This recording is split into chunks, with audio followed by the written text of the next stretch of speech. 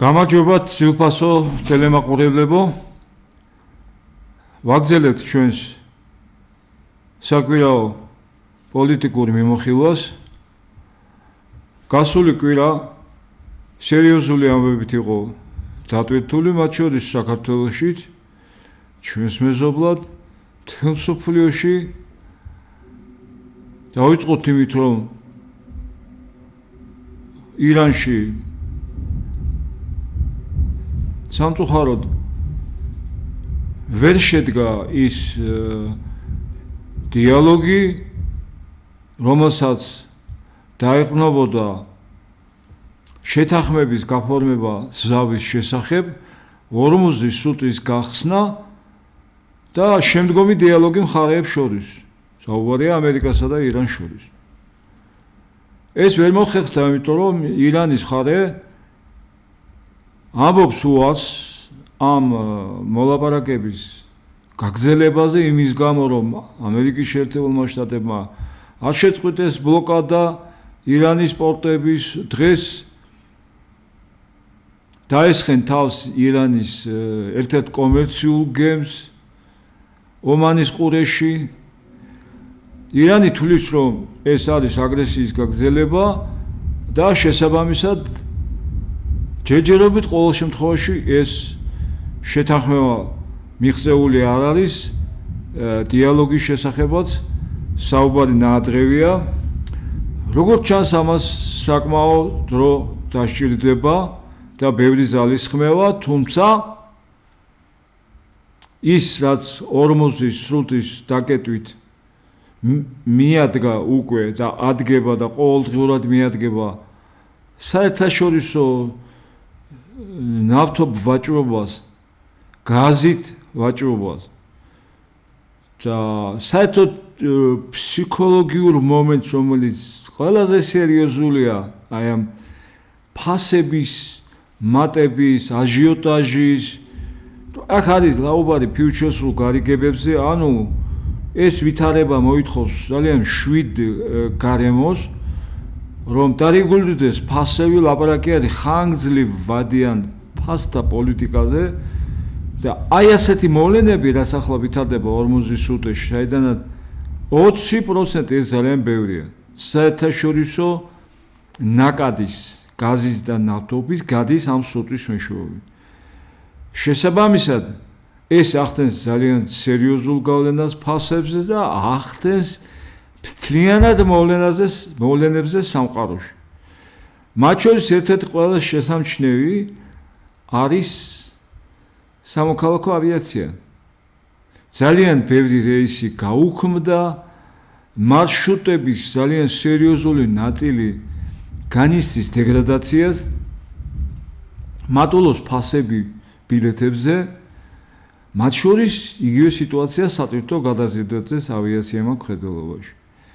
ბევრი საწარმო არის გაჩერების პირას, მსოფლიო მნიშვნელობის.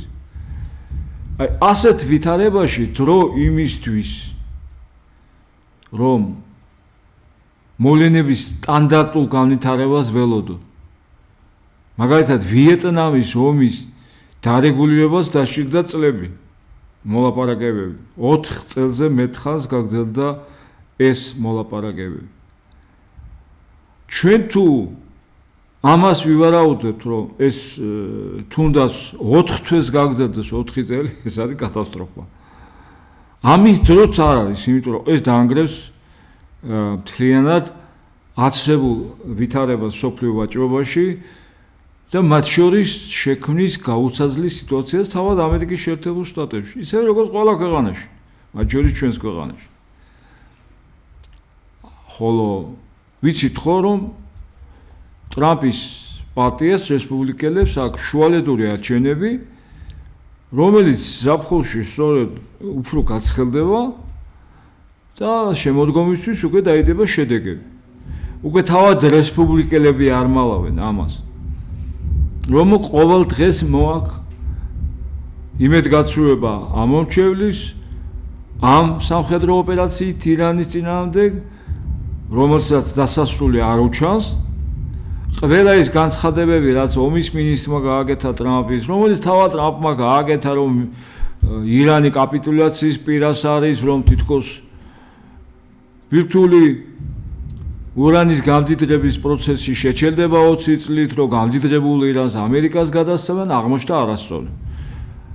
ირანმა ეს არ დადასტურა, პირიქით თქვა, რომ ამის შესახებ მოლაპარაკებაც კი არ დაწყებულა და ეს ყველაფერი არ შეესაბამება სიმართლეს.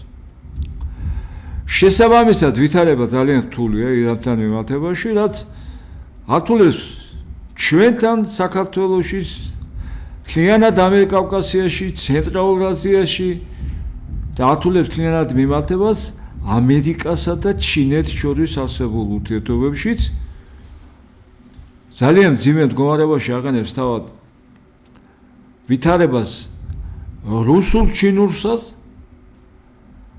აი ასეთ სიტუაციაში საქართველომ მიიღო კაცრი გაფრთხილება თუ მუქარა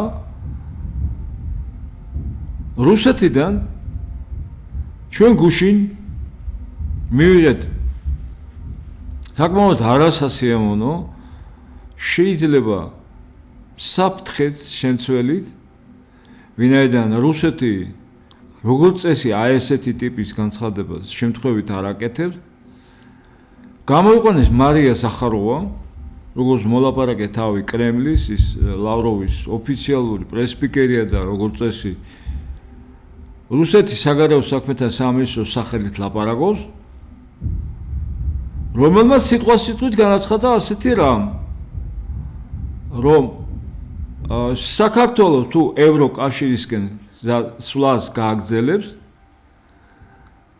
რუსეთის შეწყვეტ სავაჭრო ურთიერთობებს საქართველოსთან აღარ მიაწვდისაც დიზელსაც ბენზინსაც ქვილსაც ზეთს აცხოვს და ასე შემდეგ ეს ყველაფერი ძალიან დიდი ოდენობით თითქმის 2/3 მოდის სწორედ რუსეთიდან ეს არის ჩვენი ხელისუფლების სერიოზული შეცდომა ამაზე ვაფრთხილებდით ყველა ამაზე ვაფრთხილებდნენ ჩვენი სტრატეგიული დასავლელი პარტნიორები რომ არ შეიძლება რუსეთზე არასტაბილურ პოლიტიკური კომერციული ვაჭრობის პოლიტიკური მიზნებისთვის გამომყენებელ სახელმწიფოზე რუსეთზე თანაც აშკარად პრუს სახელმწიფოზე რომელსაც ოკუპირებული აქვს ჩვენი ტერიტორიის 20% მიბმა მთელი ამ ეკონომიკური ურთიერთობები არ შეისმინა ეს ოცნების ხელისუფლებამ მათი ძირითადი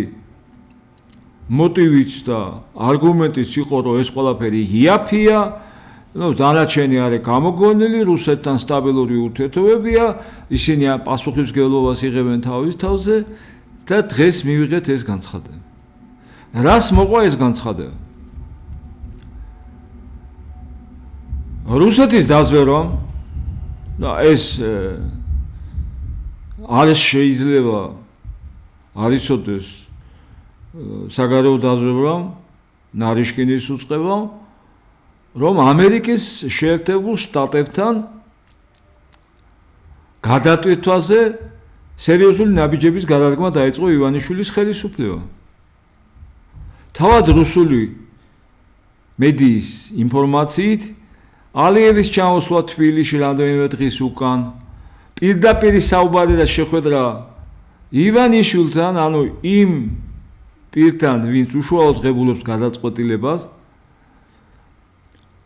და ამის ჩვენება ტელევიზიით როგორ მიდის შუშის სასახლეში ივანიშვილთან ალიევი როგორ საუბრობენ ერთ-ერთზე ქვეყნის მეთაური ირაკლი კობახიძე გაწეულია უკანა პლანზე არის გადაწეული და ძირითადად ურთიერთობა მიდის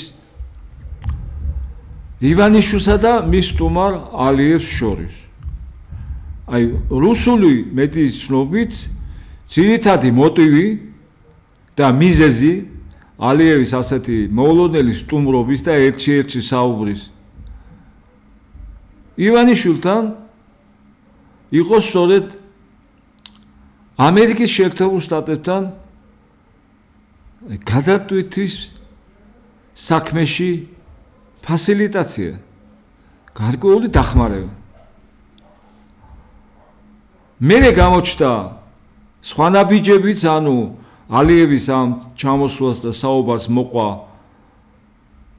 ოცნების პრემიერის კობახიძის გამგზავრება ანტალიაში საერთაშორისო ფორუმზე, სადაც ის შეხვდა ერდოგანს, თურქეთის პრეზიდენტს,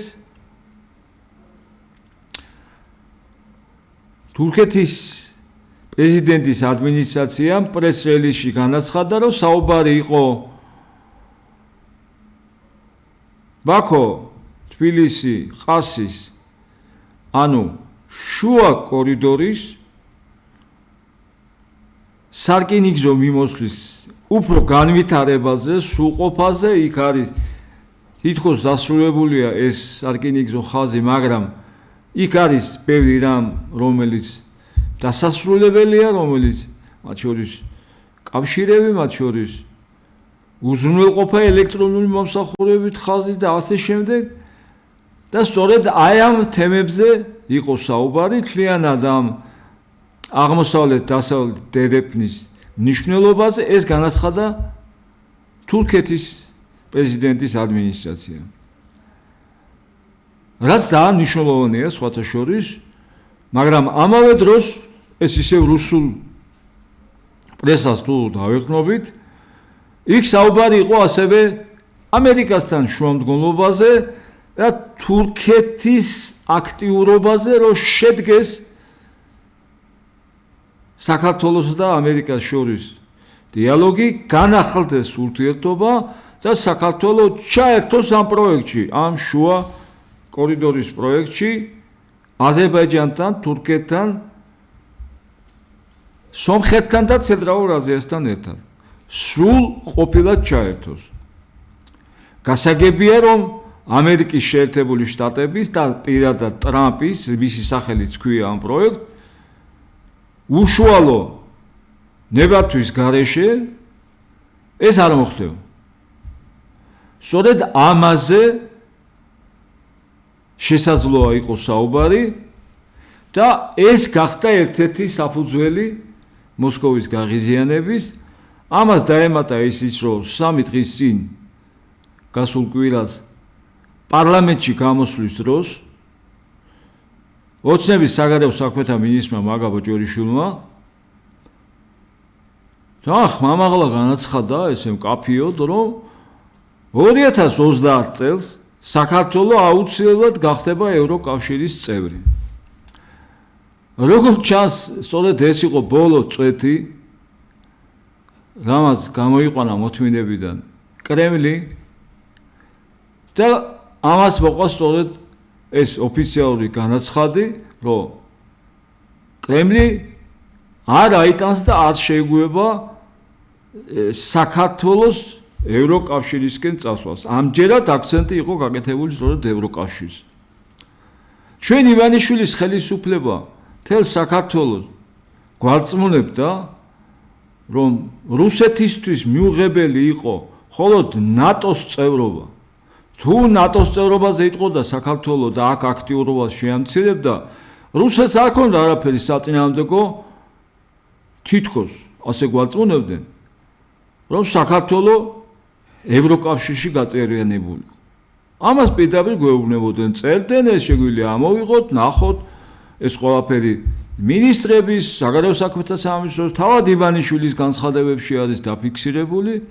ახლა აღმოჩნდა, რომ ეს ყველაფერი არის დიდი ტყუილი, რომ სწორედ იმიტომ, რომ საქართველო არ წავიდეს ევროკავშირისკენ, გვემუქრება რუსეთი. ის, როდესაც კრემლი გეუბნება, რომ მე შენ არამეგობრულ სახელმწიფოთა სიაში შეგიტან, თუ შენ ევროკავშირისკენ წახვალ. ეს იმხელა დიდი საფრთხეა, რომ რუსეთისნაირი ქვეყანა, რომელიც ახლა კედელთან არის მიმწყდეული, რომელსაც მოკავშირე აღარ დარჩა, რომელსაც ირანის წაართვეს უკვე, რომელსაც სირიას დაკარგა, ცენტრალური აზია დაკარგა, აზერბაიჯანი, სომხეთი, მოლდავეთი, აღარავინ აღარ ყავს და ბოლო მოჰიკანი, რომელიც ევროპაში ყავდა მას მოკავშირედ, აქტიურ მოკავშირედ სხვათა შორის უნგრეთით და ორბანიც დაკარგა. ორბანმა საშინელი მაცხი განიცადა, ამაზე ჩვენ კიდე შევჩერდებით და ვისაუბრეთ ამის მნიშვნელობაზე საქართველოს მიმართ. ასეთ ვითარებაში რომ დასჭირდეს შესაძლოა ივანიშვილზე უკვე ეჭვიანობაში ჩავარდნილმა, ეჭვებში ჩავარდნილმა პუტინმა რაღაც ბლიც სამხედრო ღონისძიება დაგეგმოს, რომ დასაჯოს ივანიშვილის ხელისუფლება და ბუნებრივია ამას ამ ამბავში გავიჭრდებით ჩვენ ყველა, გავიჭრდებით ქართველი ხალხი. აი აქამდე მიიყვანა პრინციპში სულიად გაუთვლელმა არასწორმა პოლიტიკამ ოცნების ხელისუფლების ივანიშვილის მეთაურობით, რომ ნუ ვაწყენინებთ რუსეთს, ნუ გავაბრაზებთ რუსებს, დავყვეთ მათ მითითებებს და ჩვენ ამით მივიღებთ ძირ პრეფერენციებს, საქართველოს დადგება ფეხზე და ჩვენ არანაირი საფრთხე რუსეთიდან არ დაგვემუქრება. პირიქით, თითქოს რუსეთი იქნებოდა გარანტი ჩვენი ფეხზე დადგომის, ნუ იქ ლაპარაკი იყო, რომ ჩვენი ტრადიციების გადარჩენის, ჩვენი ქართველი ვაჟკაცების არ გათხოვების და რაღაც სისულელეების, რომელზეც დიდი ხანი აპელირებდა, ახლა ბოლო დროს საბედნიეროდ არ გვესმის უკვე ეს რაღაც გამოგონილი ფობიები, მაგრამ აღმოჩნდა პირიქით ყველაფერი, ხო? საფრთხე საქართველოს, უნდა ვთქვათ ეს ერთხელ და სამუდამოდ და ისოდეს ყველა ჩვენმა მაყურებელმა. მოდის, სწორედ მოსკოვიდან სხვა საფრთხე და ეს ყველაფერი გამოგონილია ჩვენ ევროპა გვემუქრება რაღაც გადაგვარებით, რომ ამერიკა გვემუქრება, რომ თუნდაც ლაპარაკი არის, რომ ჩვენ ან ემირატებიდან გვემუქრებიან, ან თუნდაც ახლო აღმოსავლეთის რომელიმე ქვეყანა პირდაპირ გვემუქრებოდეს დღეს, ხო? არაფერი ამის მსგავსი კონკრეტული საფრთხე დღეს ჩამოყალიბებული, მე ამას გეუბნებით როგორც ყოფილი უშიშროების საბჭოს მდივანი, რომელიც ადგენდა ამ საფრთხეების ჩამონათვალს ყოველთვიურად ერთ ეგზემპლარად სულიად საიდუმლოდ, არც მაშინ და დარწმუნებული ვარ, არც დღეს საქართველოს მართალია უშიშროების საბჭო გააუქმა ივანიშვილის ხელისუფლება, მაგრამ იქ არსებობენ ადამიანები, ვინც ამ საფრთხეების ქვეყანა ამის გარეშე ვერ იასებებს, უბრალოდ ვერავინ ვერ იქნება ქვეყნის მეთაური, თუ მას მაგიდაზე არ ექნება საიდუმლო, რა თქმა უნდა, ერთ ეგზემპლარად შედგენილი მიმდინარე თვის საფრთხეების გეგმა. რა საფრთხეებია, იქ პრიორიტეტია, შეიძლება იყოს 7, შეიძლება იყოს 10, შეიძლება იყოს 11, მეტი ვერ იქნება. ეს არის ზუსტად ის პრიორიტეტების მიხედვით პირველი საფრთხე, მეორე საფრთხე, მესამე საფრთხე, ანუ ყველაზე მწვავე, შემდეგ ნაკლებად მწვავე. და ვინ არის ეს პირველი საფრთხე? თითქმის ყოველთვის აქ ფიგურირებდა და დარწმუნებული ვარ დღესაც ასეა, ეს არის მოსკოვი. ეს არის რუსეთი, რომელსაც ოკუპირებული აქვს რუსეთის ტერიტორია, რომელსაც საქართველოს ნებართვის გარეშე აფხაზეთში და სამასჩაბლოში სამხედრო ბაზა აქვს შექმნილი, სადაც ბალისტიკური რაკეტები დგას და ის ემუქრება სწორედ საქართველოს წარმოადგენს ეგზისტენციურ სასიცოცხლოს, სამხედრო სასიცოცხლოს საფრთხეს. ახლა წამოვიდა პირდაპირი მუქარა, რომ თქვენ გადახვალთ არა მეგობრული სახელმწიფოების კატეგორიაში. ანუ დავარქვათ ამას თავის სახელი, უკვე მტრის ხატს ხედავს ივანიშვილის ხელისუფლებაში რუსეთი და იწყებს ამაზე საჯაროდ ხმამაღლა საუბარს. ახლა როგორ უნდა მოიქცეს საქართველოს, ამაზე ცოტა ქვევით უფრო დეტალურად ვისაუბრებთ. ახლა მინდა ორიოდე სიტყვა გითხრათ დღეს ბულგარეთში განვითარებულ მოვლენებზე. დღეს ბულგარეთში იყო გუშინ და დღეს მიმდინარეობდა, დღეს ითვლება უკვე შედეგები. გუშინ იყო ეს პროცესი თვითონ ხმის მიცემის საპარლამენტო არჩევნები, გადამწყვეტი საპარლამენტო არჩევნები, გადამწყვეტი იმიტომ რომ უკვე 6 წელია 2020 წლიდან მომდინარე ბულგარეთში არის არასტაბილური სიტუაცია.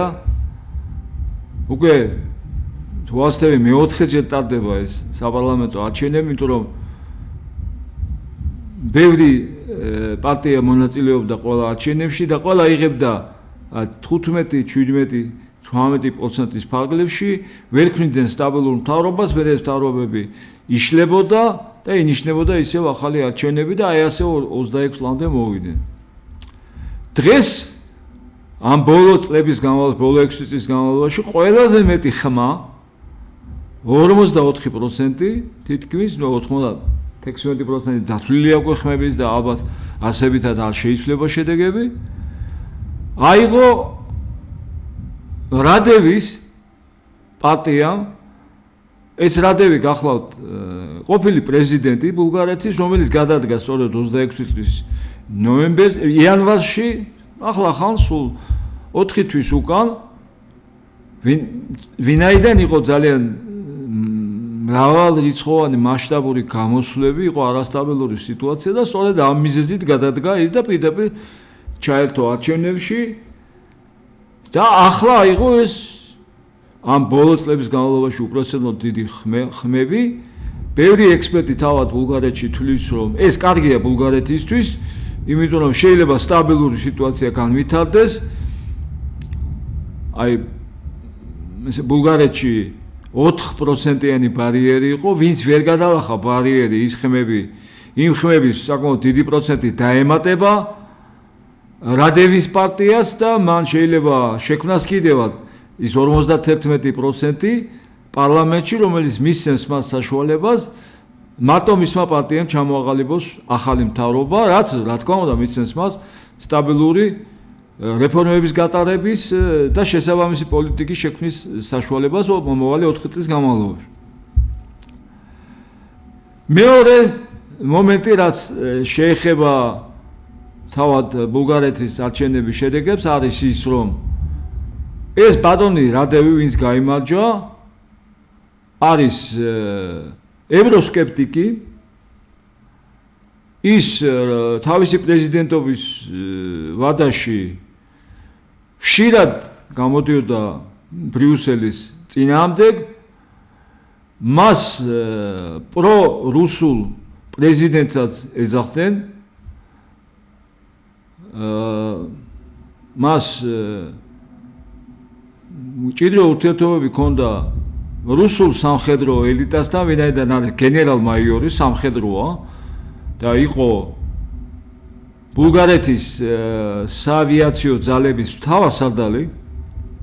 რა თქმა უნდა, გავლილი აქვს ეს რუსული, ეს სოციალისტური ბანაკიდან მოყოლებული ხო, გენერალი უცებ ვერ გახდებოდა, 62 წლის არის, ანუ უფროსი თაობის წარმომადგენელია და ბუნებრივი არის, რომ მას თავისი სიმპათიები აქვს, მას ურთიერთობები აქვს მოსკოვთან და არაერთ გამოსვლაში უთქვამს და ამ არჩევნების დროსაც ასე პოზიციონირებდა, რომ ის შეეცდება დაამყაროს რუსეთთან პრაგმატული ურთიერთსასარგებლო ურთიერთობები. მოსკოვში გარკვეულწილად უხარიათ და წერენ ამაზე, მაგრამ ამავე დროს იჩენენ სიფრთხილეს. ბევრი ცნობილი ექსპერტი, მათ შორის მთავრობასთან დაახლოებული რუსი ექსპერტი წერს, რომ ჯერ სიხარული ნაადრევია, ვინაიდან ბულგარეთი არის საკმაოდ ეკონომიკურად ჩამოჩენილი, კორუფციაში ჩაფლული, ძალიან ბევრი სოციალური პრობლემის მქონე ქვეყანა, რომელშიც ყველაზე დაბალია ევროკავშირში ხელფასით, პენსიად და არის ძალიან ბევრი პრობლემა ქვეყანაში დაგროვილი, სწორედ ამ არასტაბილური სიტუაციის გამო. ბრიუსელიდან წამოსული ის თანხები, ის მილიარდები, რომელიც შეუჩერეს თვალსაჩინოს უნგრეთს, იმ 18 მილიარდმა სერიოზული გავლენა მოახდინა ორბანის დამარცხებას, იმიტომ რომ ძალიან ბევრი პროგრამა, რომელსაც სახელმწიფო და ეს სოციალური პროგრამა მათ შორის გაჩერდა, ვინაიდან ორბანის ხისტი პრორუსული პოლიტიკის გამო ბრიუსელმა გაუჩერა ეს 18 მილიარდი. სწორედ ამაზე ჩერდებიან რუსი ექსპერტები, რომ ვინაიდან ბრიუსელის დახმარება ჰაერივით ჭირდება და თანადგომა ახალ პრემიერს ბულგარეთში, მკვეთრი ანტი ევროკავშირის პოლიტიკის გატარება გაუჭირდება. რადევს ახალ პრემიას, სწორედ ამაზე აკეთებენ აქცენტს და თანაც ამ სითხილეში იმასაც ითვალისწინებენ, რომ ნარატივი და ზარზეიმი, რომ ტრამპი მოვიდა და გვეშველება, როგორ შეიცვალა უცებ საკმაოდ დრამატული სიტუაციით, როცა ტრამპმა სანქცია დაადო როსნეფტს, სანქცია დაადო ლუკოილს, ანუ მთავარ გიგანტებს, ითაც ივსებოდა რუსეთის ბიუჯეტი და ამან ძალიან დიდი დარტყმა მიაყენა რუსეთის ეკონომიკა დღეს უკვე ახლა გამოჩნდა ეს ყველა თვალსაჩინოდ, რომ პირველ 2 თვეში იანვარ-თებერვალში ეს უკვე პუტინმაც აღიარა განიცდის სერიოზულ დეგრადაციას, უკვე დაწყებულია ფაქტურად რეცესია და აღაც იციან რა გამოსავალი შეიძლება მოიძებნოს.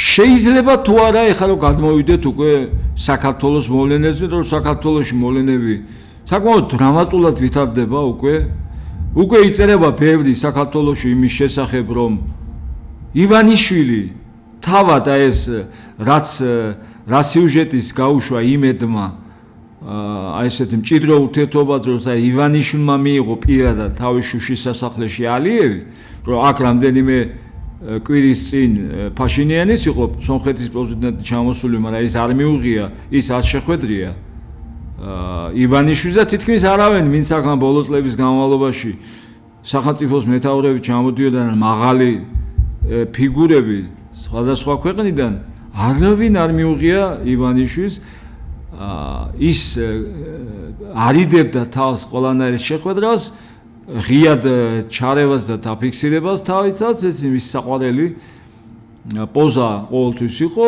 ფარული, კულისებს მიღმა, ფარდის მიღმა, ჩარევები, გადაწყვეტილების მიღება, მაგრამ კამერების წინ პასუხისმგებლობის აღება, როგორც წესი, ამ წლების განმავლობაში, მას შემდეგ რაც ის გადადგა და წავიდა პრემიერის თანამდებობიდან, საქართველოში არავის არ უნდა ხავს.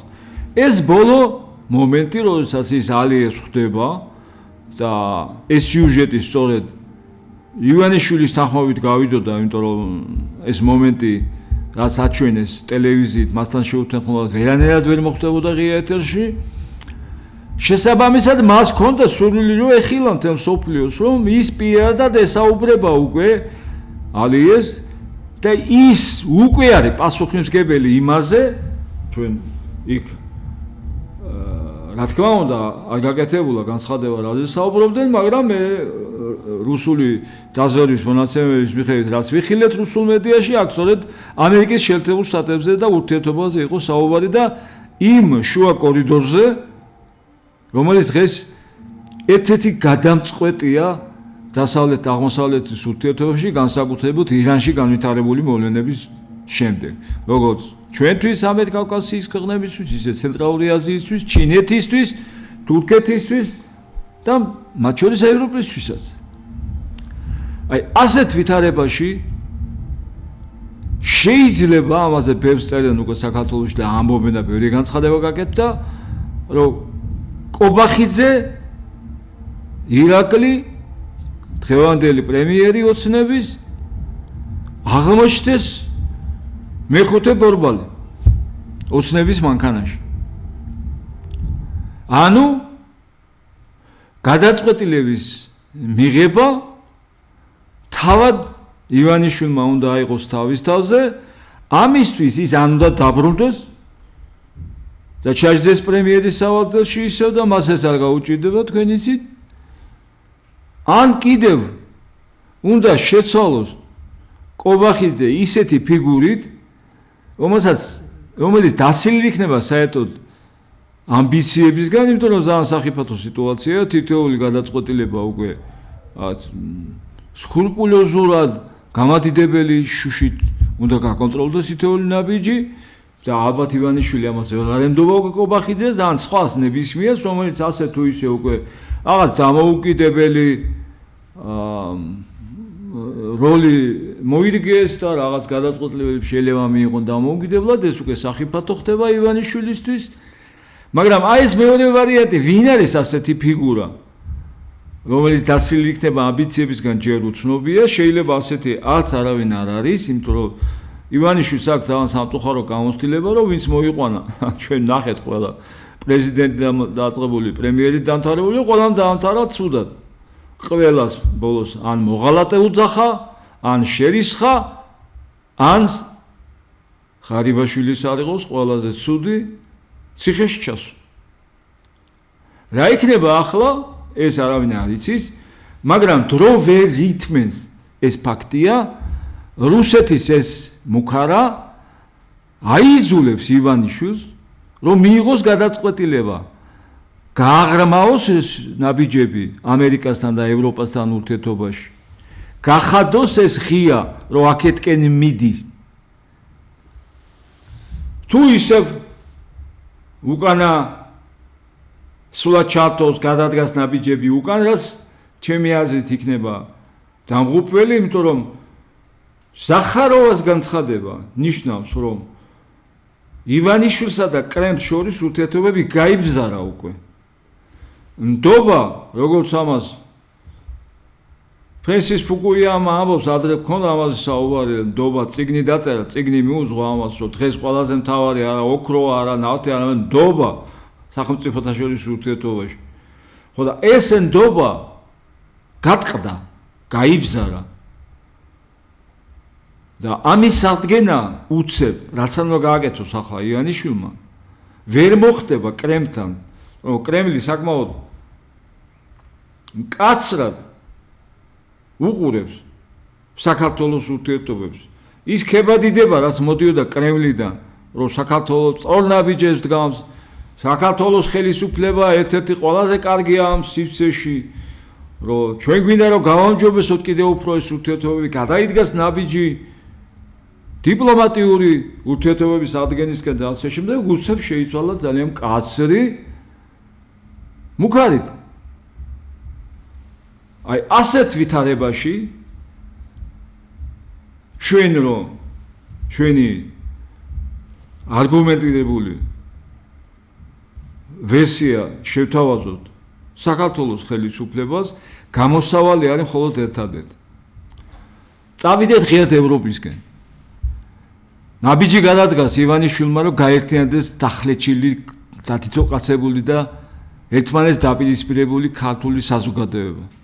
ამისთვის აუცილებელია, რა თქმა უნდა, პოლიტიკური პატიმრების გათავისუფლება, ძალიან ბევრი კანონის გაუქმება, რომელიც დრაკონულია და ხელს უშლის ნორმალური საპარლამენტო არჩევნებისთვის მომზადება, შესაბამისი ცვლილებები ადმინისტრაციაში, საარჩევნო ადმინისტრაცია მხედველობაში და დიალოგის დაწყება, ოღონდ არა ისეთიც, როგორც ახლა იმედში და რუსთავიოში და რაღაც ტრაფარეტული პროქსი დიალოგები, არამედ ნამდვილი დიალოგის, სადაც გამოჩნდება და აი 70% ამომრჩევლის, რომელიც დღეს სკეპტიკურად და ნიჰილისტურად არის არჩევნების მიმართ განწყობილი, რომელიც არცერთ არ უჭერს ხარ.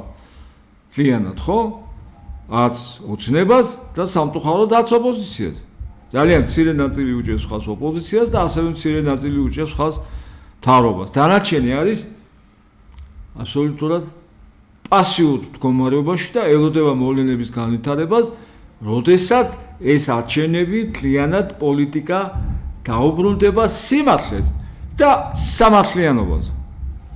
სამართლიანი არის ეს 80% საქართველოს მოსახლეობის უნდა ევროპულ ოჯახში გაერთიანება, ევროპის უსაფრთხოების ქვეშ ყოფნა. ამაზე მინდა ორი სიტყვა თქვა, რა არის აქ სიახლე. ევროპა სერიოზულად გძლიერდება. თქვენ წარმოიდგინეთ, ეს ძალიან დიდი სიურპრიზი იყო ჩემთვისაც მათ შორის, როგორც ანალიტიკოსისთვის, რომ რამდენიმე დღის წინ გამოქვეყნდა მარტის თვეში ჩატარებული გამოკითხვები დიდ ბრიტანეთში, რომლის მოსახლეობის 52% ეს წარმოუდგენელი ციფრია, ხაზს უჭერს დიდი ბრიტანეთის ევროკავშირში დაბრუნება.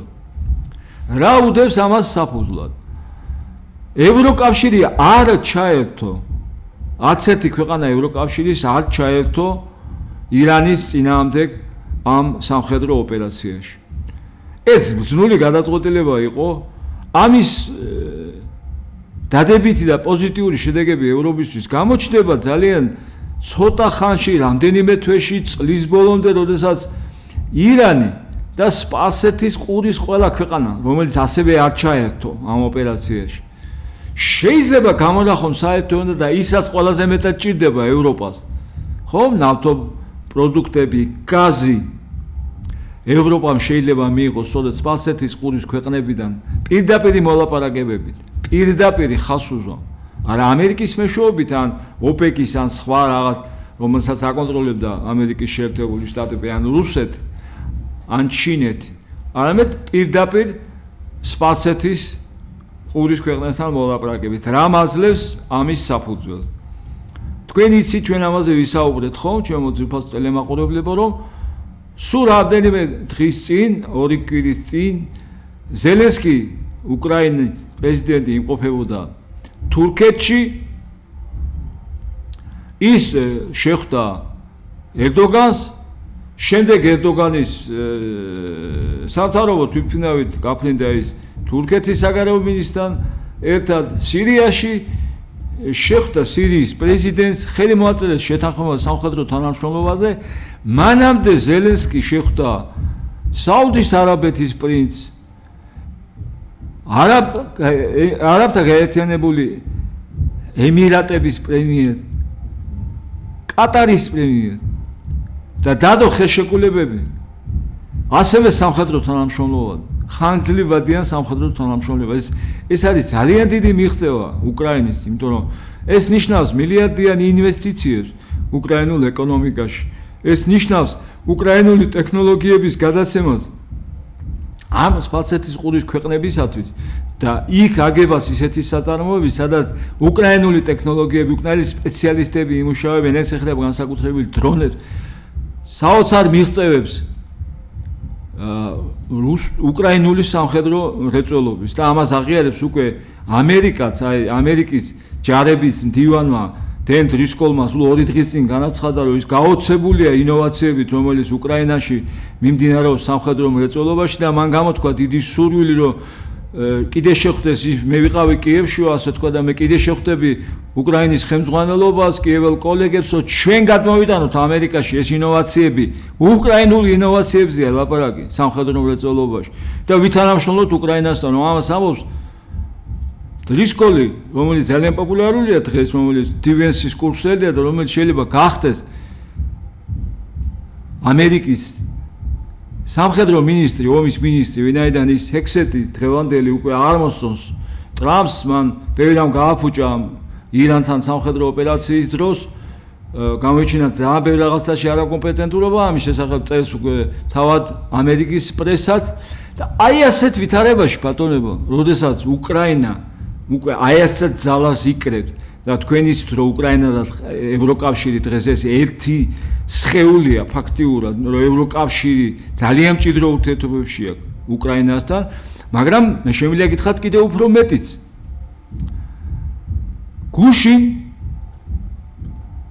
ევროკავშირის თავდაცვის უმაღლესმა კომისარმა, სხვა სიტყვებით რო ვთქვათ, ევროკავშირის გაერთიანებული ევროკავშირის თავდაცვის მინისტრმა ენდრიუს კუბილიუსმა გააკეთა საოცარი განცხადება, რომ ევროკავშირი მარტო არ არის ის ქმნის ახლა ევროპის დამოუკიდებელ თავდაცვის სისტემას, ჯარს, სამხედრო მრეწველობას, აქ ჩართული არის გერმანული რეინ მეტალი, რომელიც აწარმოებს სწორედ ამ ტანკებს, თვითმავალ ქვემეხებს, არტილერიას, მათ შორის თვითმფრინავებს და 300%-ით გაიზარდა მისი კაპიტალიზაცია აი ამ ბოლო თვეების განმავლობაში ამ გერმანული საოცრების, ხო?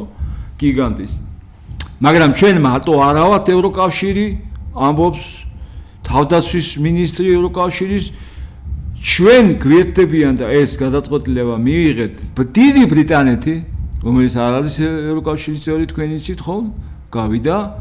ჩვენ გვერდება ნორვეგია და ეს არის ძალიან მნიშვნელოვანი, იმიტომ რომ ნორვეგიას აქვს განუყოფელი ფონდი და ეს განაპირობა სწორედ ამ ნავთობთან დაკავშირებული, ნავთობის წარმოებელი ქვეყანაა მოგეხსენებათ ნორვეგია, ნავთობის და გაზის ძალიან სერიოზული მიმწოდებელია მთელი ევროპისთვის და არა მარტო ევროპისთვის. და აი ამ ფასების დაზე, აი ამ სიტუაციაზე, რაც იყო ვენესუელაში, ახლა ირანში, ნორვეგია მიშოვა საოცარი ნახა საოცარი მოგება და ევროპაში, არა მარტო ევროპაში, ნორვეგიას აქ ყველაზე დიდი კაპიტალი დაგროვილი. მას აქ განუყოფელი კაპიტალის სახით განვითარების ფონდში 2 ტრილიონი დოლარი წარმოუდგენელი თანხა. და აი ეს ნორვეგია კუბილიუსის განცხადებით უერთდება ევროპის საერთო უსაფრთხოების სისტემის შექმნად. და ყველაზე საოცარი განცხადება იყო, რაც გააკეთა კუბილიუსმა, რომ ჩვენ გვიერთდება უკრაინა. უკრაინის თავდაცვის მთელი სისტემა შემოდის და უერთდება ევროპის საერთო უსაფრთხოების სისტემას და ჩვენი სისტემა ხდება თავისი არმიით, თითქმის მილიონიანი არმიით, 850-დან 900.000-მდე არის ახლა, მაგრამ მას შემდეგ რაც ეს ფინანსური შედინებები, რომელიც ახლა შედის და სწორედ ის 90 მილიარდიც, რომელიც ორბანის კრახის შემდეგ იხსნება, შეზღუდვა ვეტო და ასევე მიიღებს მას უკრაინის არმია კიდევ უფრო გაიზრდება და ამას უნდა მიმამატოთ ასევე თურქეთი და აზერბაიჯანი, რომელიც ძალიან მჭიდროდ თანამშრომლობს ევროპასთან. თურქეთი არის ევროკავშირის წევრობის კანდიდატი ქვეყანა, თურქეთს არაერთხელ განუცხადებია, რომ მას ვერ წარმოუდგენია ევროპის უსაფრთხოების სისტემა თურქეთის არმიის გარეშე. თურქეთის არმია არის ყველაზე მოწინავე ამერიკის შეერთებული შტატების შემდეგ, ამას აღიარებს ყველა ექსპერტი, მილიონიანი არმია ყავს და თქვენ წარმოიდგინეთ მილიონიანი უკრაინის არმია, მილიონიანი თურქეთის არმია, გერმანია, საფრანგეთი, ბრიტანეთი, უკრაინის ტექნოლოგიებით, რომელთან დაკავშირებით იაფი, რომელზეც მთელი მსოფლიო ოცნებობს უკვე და რომელთან თანამშრომლობა ყველას უნდა დაამატეთ ამას სპარსეთის ყურის ქვეყნები, რამხელა უსაფრთხოების ქოლგა იქნება ძალიან მოკლე დროში და ლაპარაკი არის 27 წელზე. 27 წლის შუა პერიოდისთვის ეს იქნება უკვე ჩამოყალიბებული უსაფრთხოების სისტემა, ევროპის დამოუკიდებელი სისტემა, რომელსაც უკვე ამერიკის გარეშეც ექნება განაცხადი, რომ ამ სისტემის ქვეშ ყოფ ქვეყნებს ის დაიცავს დამოუკიდებლად, საიმედოდ, სტაბილურად და ხანგრძლივად. აი აქ უნდა საქართველოს მოსახლეობა, აქ გვინდა ყველას ვიყოთ ამის მონაწილენი, რომ შვიდად ვიცხოვროთ, განვითარდეთ და ვიყოთ ნაწილი ევროპული ღირებულებების, ევროპული საწარმოო ინოვაციების. თქვენ იცით, რომ დღეს Airbus-ი A380 ევროპული ყველაზე დიდი სამოქალაქო თვითმფრინავი, რომელსაც CIS მეფე შეარქვეს უკვე და რომელსაც დაჩრდილა ყველა, რომელმაც წაართვა კონტრაქტები Boeing-ს სერიოზულად თან. დღეს ახლობით ასე 70-30-ზე ნაწილდება მოთხოვნები Airbus-სა და Boeing შორის და Boeing სერიოზული პრობლემები გაუჩნდა. მე ღარაფას აღარ ლაპარაკობ მანქანებზე, ავტომობილების წარმოებაზე, Mercedes-ზე, Bentley-ზე, Audi-ზე, არ ლაპარაკობ არაფერს იაპონურ თუნდაც საოცრებაზე, Toyota-ზე, რომელიც მასობრივ გაყიდვებში ყველაზე დიდი ლიდერია წლების განმავლობაში, ხო?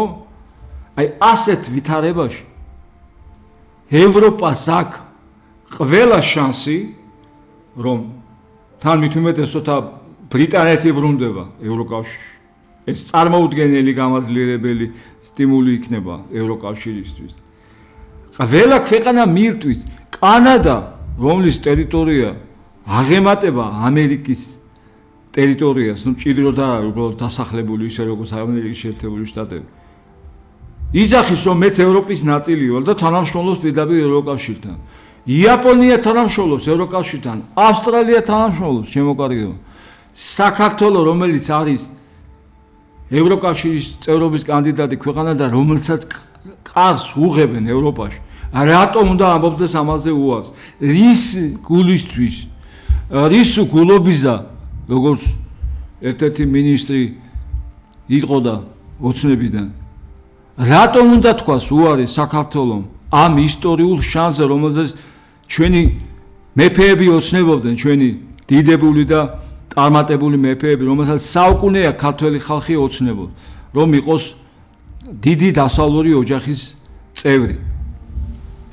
აი აქ მე მგონი ივანიშვილის გადაწყვეტილებას აქვს ძალიან დიდი მნიშვნელობა. მე ამ კონტექსტში მინდა ვახსენო მისი შვილის, მისი უმცროსი შვილის სოტნე ივანიშვილის განცხადება, რომელიც მან გუშინ გააკეთა, სადაც მან დაგმო თავრობის, საკუთარი მამის თავრობის მოქმედება ლაპარაკი არის ახალგაზრდების ფიზიკურ დაზიანებაზე, ძალადობაზე, ლანძღვაზე. აი ეს აკაცუკები ახსენდა სიტყვა, რომ ეს არ უნდა ისმოდეს, ეს არ უნდა ხდებოდეს. უნდა ვივარაუდოთ. ამისთვის სერიოზული არგუმენტი არსებობს, რომ ეს ახალგაზრდა კაცი საკუთარი მამის წინამდე გაწავიდოდა. მას ძალიან კარგი ურთიერთობები აქვს, ის ცხოვრობს თავის მშობლებთან ერთად და უნდა ვივარაუდოთ, რომ ეს განცხადება თან ხვედრაშია ბიზინა ივანიშვილის პოზიციასთან. ასეთ შემთხვევაში კიდევ უფრო ვიწროვდება რკალი ოცნების პრემიერის კობახიძის ირგვლივ, იმიტომ რომ თუ მიუღებელია ეს რასაც მისი მთავრობა აკეთებდა, თუ არ უნდა მოხდარიყო ის და მართლა არ უნდა მოხდარიყო ეს დასახიჩება ამ ადამიანების შესაძლო ქიმიური იარაღის გამოყენება, წყლიჭალის გადასხმა, გაზგარეულის და საშინელებები რაც ხდებოდა რუსთავაზე, ეს ნამდვილად არ უნდა მოხდარიყო. და ამას ამბობს ივანიშვილის ოჯახის წევრი, მისი ყველაზე საყვარელი უმცროსი შვილი. უნდა ვივარაუდოთ, რომ ბევრ ცვლილობას უნდა ველოდოთ საქართველოში უახლოეს მომავალში. იმედი მაქვს პოზიტიურს, იმედი მაქვს გადადგმულს ევროპისკენ. უნდა დაძლიოს ივანიშვილმა ეს საფრთხის შიში. საფრთხე არსებობს, რა თქმა უნდა, რუსეთის მხრიდან, მაგრამ ეს შიში უნდა დაძლიოს, იმიტომ რომ უკან დახევა შეიძლება კიდევ უფრო დიდი საფრთხე მოყოს მისთვის და შიში ვერანაირი დახმარე გენიალური რუსთველი რომ გავიხსენოთ, შიში ვერ იხსნის სიკვდილსა, ხო? შიში არ არის არანაირი გამოსავალი. ახლა არის საჭირო ქვეყნის გაერთიანება, ახლა არის საჭირო როგორც არასდროს ერთად დადგომის ყველა პირობის შექმნა ქართველი ხალხისთვის, რომ მიუტოვოთ ერთმანეთს, უთხრათ ერთმანეთს, რომ ქვეყანა საფრთხის ქვეშ არის და ამ საფრთხის ალტერნატივა არის შესაძლებლობა. საფრთხე შეიძლება გადაგვქნათ საოცარ პოზიტივად წავიდეთ ევროპისკენ. და აი ეს დღემდე არსებული რაღაც გამოგონილი ევროფობია, რომელსაც უნერგავდნენ ივანიშვილის ხელისუფლების პარლამენტარები ხალხს, რომ ევროპა რა გვინდა ევროპაში არის საფრთხე და ასე შემდეგ. აი ამ საფრთხემ, რაც მოდის რუსეთიდან, უნდა გადაგვალახინოს. ეს მოხდა სწორედ უნგრეთში. უნგრეთში რა იყო? მათი არის თავარი ლოზუნგი და ნარატივი. რუსებო წადით სახში. აი ეს ეწერა ყველგან. ყველა სახზე, ქუჩაში, ყველგან იყო ეს პლაკატები.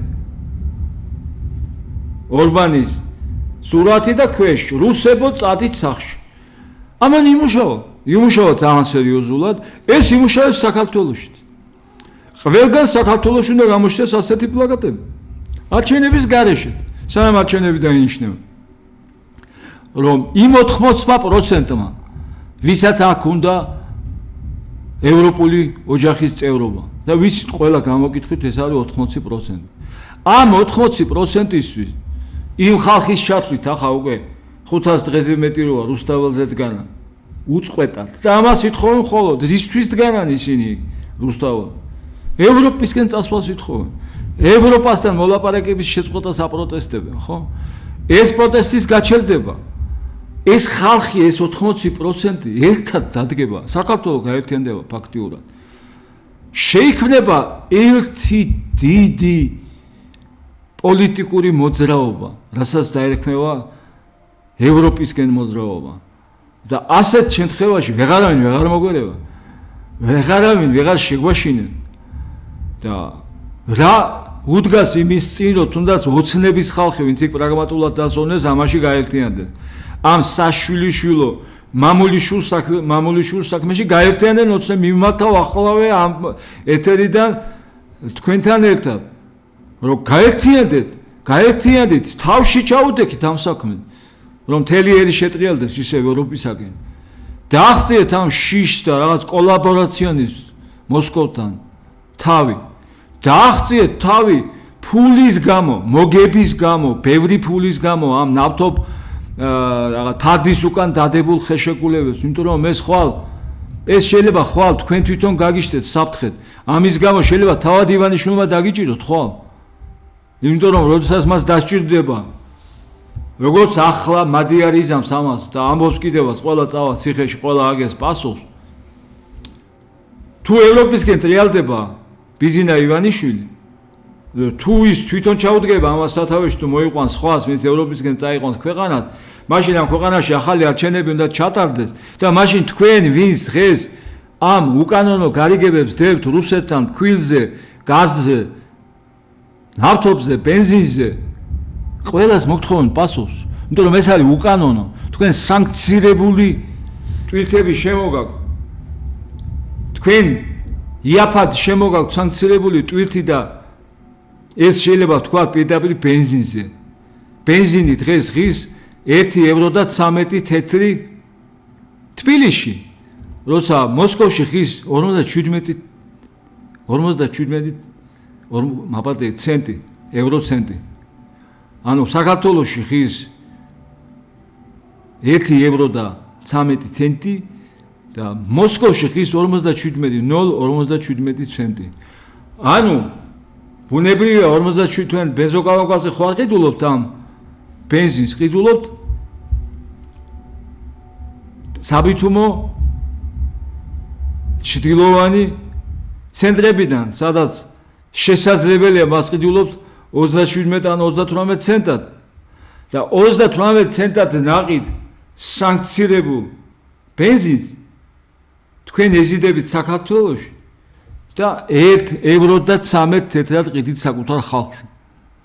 და მე სახელმწიფო ირაკლი ყობახიძის მთავრობა ქმნის კომისიას თქვენს წინააღმდეგ, რომ თქვენ თურმე აი ასეთ 200%-იან მოგებას რო იღეთ მარტო ბენზინზე, რომელიც ყველაზე მთავარია, ხო? ბენზინზე და დიზელზე გაქვთ 200%-იანი და ესო რუსულია, ესაც ყველამ ვიცით, ხო? ძირითადად ეს შეგიძლიათ სახელმწიფო სტატისტიკა ნახოთ, ქართული და იქ წერია. აი ამ ხალხს ყველა თავად ბიზინა ივანიშვილი დაგიჭერთ, როგორც დაიჭირა ბურჭულაძე, როგორც დაიჭირა მიქაუტაძე, როგორც დაიჭირა ლილუაშვილი, როგორც დაიჭირა ორგზის პრემიერი ხარიბაშვილი, ყველაზე ახლო და თავისი გაზრდილი, როგორც თვითონ იძახდა, ხო? ცნებელები შეიძლება წამოვიდა, მაგრამ დაიჭირა. აი ესე დაგიჭერთ ყველა. ამიტომ შეწყვიტეთ ეს, ახლა მაინც შეწყვიტეთ. დადექით საკუთარი ხალხის გვერდით და თქვენი რესურსი პირიქით მოახმარეთ იმას, რომ საქართველოს გაერთიანდეს, ჩატარდეს ახალი არჩევნები და წავიდეთ ევროპის იმ უსაფრთხოების სისტემისაკენ, რომელიც დღეს ხვალ უკვე 1 წელიწადში უფრო ადრეც შეიძლება ამ წლის ბოლოს 2027 წლის დასაწყისში თემ სოფლიოში ყველაზე დიდი მძლავრი და საიმედო შეიძლება გახდეს ეს განაცხადა სწორედ ევროკავშირის თავდაცვის მინისტრმა კუბილიუსმა გუშინ. აი აქ დღეს არსებობს ძალიან რეალური პრაგმატული ნაბიჯები, რომელიც უნდა გადადგას ამ მთავრობამ, რომელიც უკვე იკვეთება ხომ თითქოს ირიბად პარლამენტში მიიღეს დიდი პატივით 2 დღის უკან ევროკავშირის დელეგაცია, რომელიც მესამე რანგის თანამდებობის პირებიდან შედგებოდა, როდესაც არღებულობდნენ პარლამენტში მინისტრებს, გერმანიის მინისტრს, თქვენი იცით, ეუთოს მოქმედი თავმჯდომარე არ მიიღეს ფინეთის საგარეო საქმეთა მინისტრი. და აი ეს მესამე რანგის პირებისგან შემდგარი დელეგაცია დიდი პატივით მიიღეს და ამ დელეგაციას იღებს ასევე ოცნების საგარეო საქმეთა მინისტრი მაგაბოჭორიშვილი, კამერების წინ საუბრობს მათთან და მე აკეთებს აი ამ განცხადებას, სადაც ჩვენ ვილაპარაკეთ. მიუთითებს თუ არა ეს, რომ გარკვეულ ნაბიჯებს უკვე განსხვავებულს იმისგან რაც 2 თვის წინ იდგმებოდა თუნდაც ევროსკეპტიკური და ანტი-ევროკავშირი დღეს ხედავთ სხვა სურათ, ხო? თუ ამას დავამატებთ ისევ ამერიკასთან მიმართებაში გაკეთებულ განცხადებებს ალიევის აქ ვიზიტს, მე კოვახიძის ვიზიტს ანტალიაში და შეხვედრას ერდოგანთან და სურვილების გამოთქვას, რომ ამერიკასთან გადატვირთვის ძალიან დიდი პრიორიტეტი აქვს დღეს საქართველოს ხელისუფლებას, მაშინ იმედი უნდა ვიქონიოთ, რომ ცვლილებები მალე მოხდება, პირველი ნაბიჯები მალე გადაიდგმება საქართველოს ხელისუფლებაში, ეს გვინდა ყველას, ეს ააცილებს ამ ქვეყანას ისე როგორც ორბანმა სხვათა შორის ააცილა სამოქალაქო დაპირისპირება უნგრეთს, როდესაც მიულოცა, როდესაც გადადგა ნაბიჯი, რომ ითანამშრომლებს ახალ ხელისუფლებასთან. ბიძინა ივანიშვილსაც შეუძლია დღეს გადადგას ეს პოზიტიური ნაბიჯი, ააცილოს საქართველოს სამოქალაქო დაპირისპირება, ააცილოს ხიფათი რუსეთისგანაც და გადადგას ნაბიჯი. აღარ დაждდეს ორსკამზე.